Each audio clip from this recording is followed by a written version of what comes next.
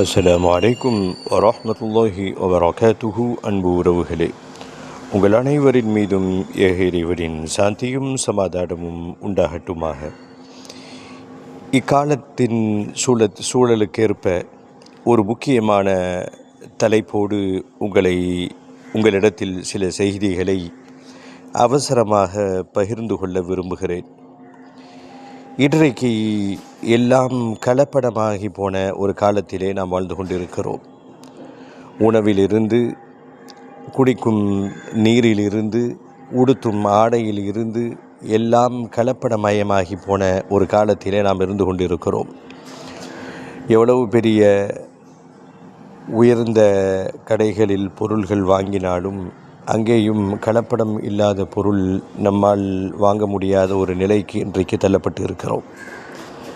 எது எப்படியோ பொருட்களில் மட்டும் கலப்படம் அல்ல, ஆன்மீகத்தின் பெயரால் சில கலப்படம் செய்யக்கூடிய சில வேடதாரிகள் இன்றைக்கு உருவாகிவிட்டார்கள்.